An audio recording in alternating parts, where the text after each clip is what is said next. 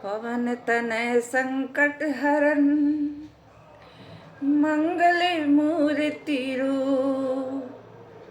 राम लखन सीता सहित, हृदय बसहु सुरभूप। बोलो बजरंग बली की जय, राम दूत की जय, महावीर की जय। मैं कुमकुम पांडे स्पिरिचुअल साइन में आपका हार्दिक स्वागत करती हूँ। आज मैं आपको हनुमान जी के, महावीर जी के जन्मदिन के विषय में बताने जा रही हूँ। इनका जन्मदिन चैत्र पूर्णिमा को मनाई जाती है। इनका कहा जाता है कि हनुमान जी का जन्म चैत्र पूर्णिमा के दिन हुआ था और चैत्र पूर्णिमा के दिन ही इनका जन्मोत्सव मनाया जाता है।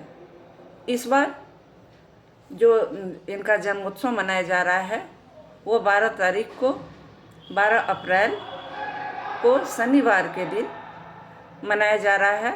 ये 12 अप्रैल 2025 का जो जन्मोत्सव है वो शनिवार के दिन पड़ रहा है और शनिवार के दिन इनका जन्मोत्सव मनाया जा रहा है।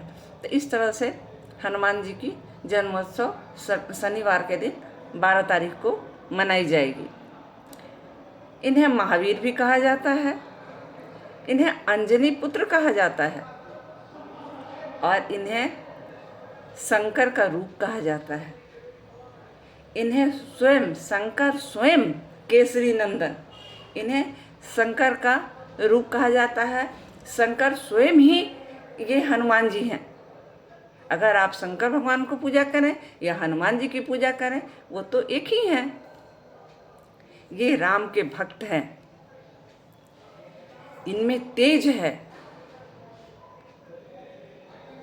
इन्हें महावीर भी कहा जाता है और इतने विद्वान हैं, इतना विद्यावान हैं और बहुत तेज हैं। ये सूक्ष्म रूप धारण करने में भी अति तेज हैं। जब इन्हें श्रीलंका जाना था और जब नदी क्रॉस करनी थी, नदी पार करनी थी, तो उन्होंने सूक्ष्म रूप धारण कर लिया था।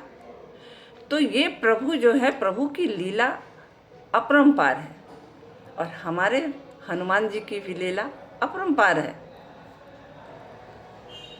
तो इस तरह से हनुमान जी बलशाली भी हैं। इन्हें अंजनी पुत्र कहा जाता है और पवन के वेग से भी 100 गुना अधिक ये तेज चलने वाले हनुमान जी, बुद्धि में भी तेज चलने वाले ये हमारे प्रिय हनुमान जी हैं, जो राम जी के बहुत ही प्रिय हैं। ये गुणों के खान हैं, ज्ञान के खान हैं, काफी वज्र है और इनको शंकर स्वयं तो कहा ही जाता है, लेकिन बड़े ही बलवान हैं। तो ये पवन पुत्र के नाम से जाने जाते हैं और हमारे हनुमान जी को बहुत शक्तिशाली और वेग के साथ इन्हें जाना जाता है। इनके वेग प्रिय, इनके हवा, इनके पवन को तीव्र वेग के अनुसार इन्हें जाना जाता है। इनको कहा जाता है कि जब शनि देवता जब किसी को परेशान करते हैं तो हनुमान जी की याद की जाती है और हनुमान जी की याद जब की जाती है तो हनुमान जी शनि भगवान को उसे तंग ना करने का वचन देते हैं। दोनों की वीरता की कहानी, जिसे मैं कभी बाद में बताऊंगी, शनि भगवान और हनुमान जी की वीरता की कहानी है कि दोनों में संघर्ष होते हैं कि मैं बड़ा तो मैं बड़ा, मुझ में वेग अधिक है तो मैं दंडाधिकारी हूँ। तो इस तरह से शनि भगवान दंडाधिकारी तो हैं, लेकिन हनुमान जी उस दंड को माफ़ करने क्षमा करने की प्रतिभा उनमें अधिक है, वो प्रतिभा रखते हैं। तो जहाँ शनि भगवान है, अगर वहाँ हनुमान जी आ जाए, हनुमान जी की पूजा की जाए, तो वो दंड की जो अधिकता होती है वो थोड़ी कम हो जाती है।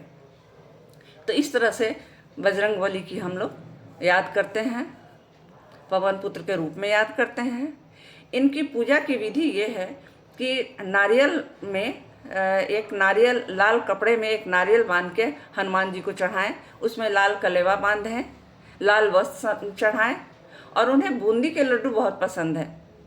गुड़ और बूंदी के लड्डू जो हनुमान जी के चढ़ाए जाते हैं वो चढ़ाने चाहिए। और तिल के दीपक उसे हनुमान जी के समक्ष जलाएं, हनुमान जी उससे बहुत प्रसन्न होते हैं। अगर तिल के दीपक आपके पास नहीं हो तो आप तेल के दीपक भी जला सकते हैं, सरसों के तेल के दीपक आप जला सकते हैं, लेकिन साथ में एक घी के दीपक जरूर जलाएं। और गुड़ के बने हुए बूंदी के लड्डू या गुड़ से बने हुए कोई भी सामान हनुमान जी को बहुत प्रिय हैं, आप उन्हें चढ़ाएं। अक्षत, फूल, फल और लाल फूल और लाल फल से उन्हें पूजा करें। और वो तो शंकर स्वयं ही हैं, इसलिए उन्हें बेलपत्र से भी आप पूजा करें तो हनुमान जी प्रसन्न होते हैं। राम जी के प्रिय हनुमान जी का पूजा आप करें, धूप दीप जलाएं, लाल वस्त्र इन्हें समर्पित करें और लाल फूलों से इनकी पूजा करें, और लाल गुड़ के बने हुए मिठाइयाँ इन्हें समर्पित करें, इन्हें नारियल अर्पित करें और नारियल कपड़े में, लाल कपड़े में बांध के, कलेवा से बांध के इन्हें अर्पित करें। हनुमान जी बहुत खुश होते हैं उससे और आज आप पे आशीर्वाद बनाएंगे। तो हनुमान जी का आशीर्वाद आप ही लीजिए और मैं भी हनुमान जी से आशीर्वाद की कामना करती हूँ। तो आज के लिए दोस्त इतना ही। नमस्कार।